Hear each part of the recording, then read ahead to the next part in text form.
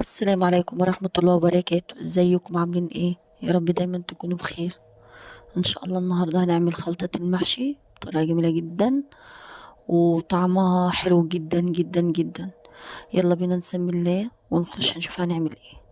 انا هنا جبت البتنجان بتاعي قورته والكوسة والفلفل ونضفتهم وغسلتهم كويس بالشكل اللي حضراتكم شايفينه ده كده. وهبدأ اجيب الطماطم بتاعتي اغسلها وان انا اضربها في الخلاط، وكان عندي شطة حمرا حطها في الفريزر مفرزة وحطها في الفريزر. خدت 3 قرون كده مع الطماطم عشان تحمر لي الطماطم وتخلي التسبيكة بتاعتي حمرا. وهبدأ اجيب حلة على النار، هنزل بالزيت بتاعي مقدار كده 1/4 كوباية زيت، وهبدأ انزل بالصلصة بتاعتي واغطي عليها لحد ما الصلصة بتاعتي تتسبك. اما تكون اتسبكت هجيب الخضار بتاعي انضفه واقطعه وانقعه في خل وملح. تمام كده. هبدأ انضفه كويس، اشيل فيه اي شوائب وبعد كده اقطعه.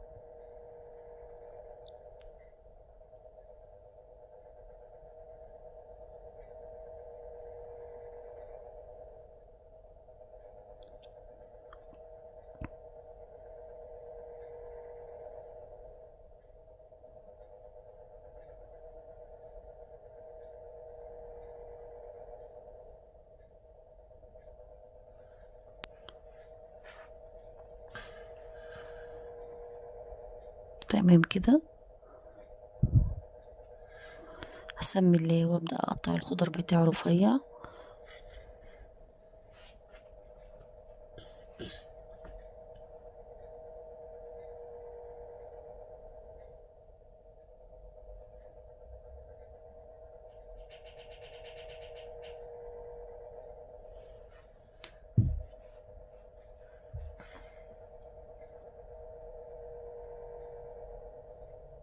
تمام.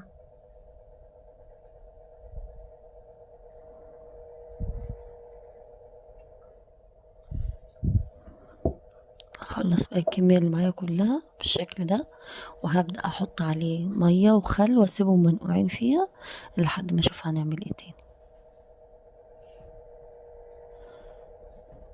انا هنا بقى اجيب ال3 بصلات حلوين كبار. طبعا المحشي يعني بصل بيحب البصل الكتير. هبدأ ان انا اقطعهم، طبعا مش هنعملهم في الكبة.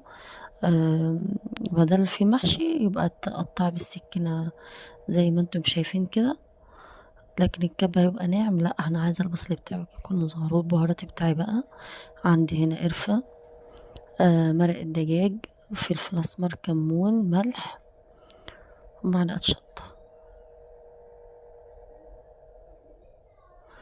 هبدأ بقى انزل بالبهارات بتاعي كله على البصل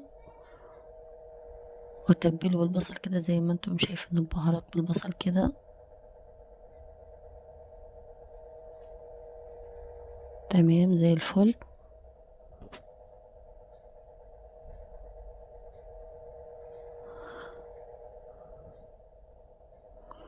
وهنا جبت شطة خضراء، وديت اختياري، حابة تحطي حطي، مش حابة براحتك. انا بحب احط في الخلطة بتاعتي شطة خضراء وتكون حرقة شوية.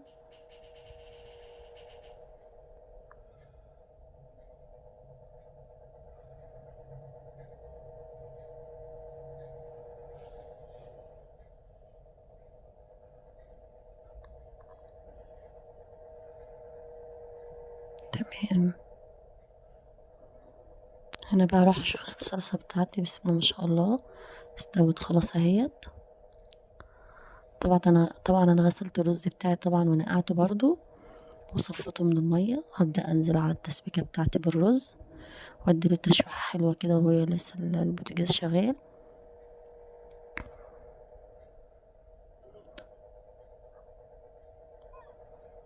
بعد كده بقى هنزل بالخضار بتاعي والشطة.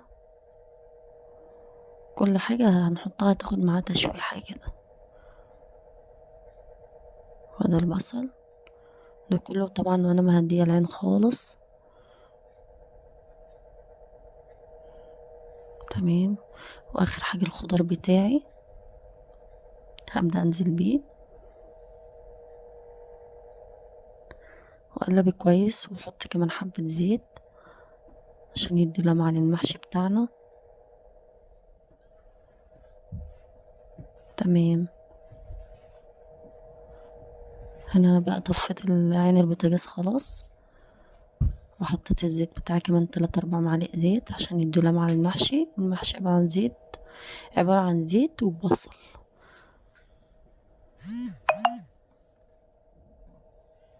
تمام.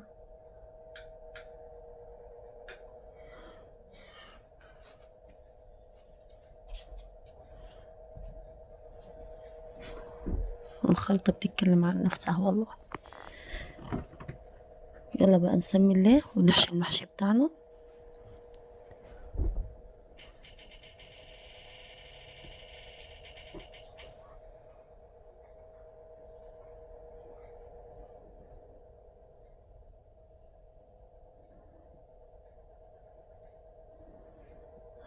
تظبط الصباع كده يكون مظبوط معاكي.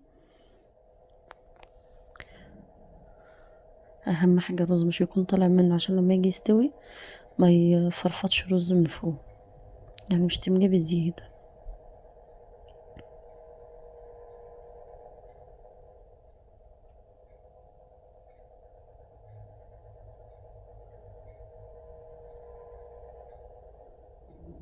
بالشكل ده كده.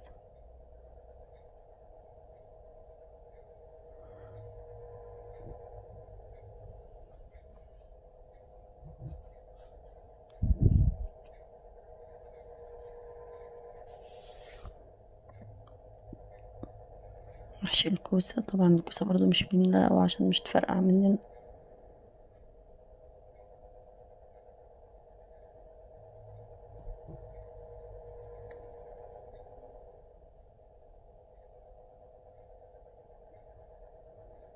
وده الفلفل.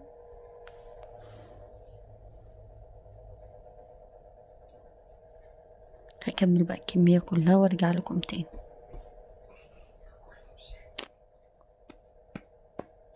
بس كده تمام كده خلصناه. نسمي الله ونولع عليه العين ونحط الشوربة بتاعتنا. طبعا كل واحدة عارفة مقدار الشوربة بتاعها، ونغطي عليه ونسيبه لحد ما يستوي يشرب شوربته خالص، وبعد كده نهدي عليه.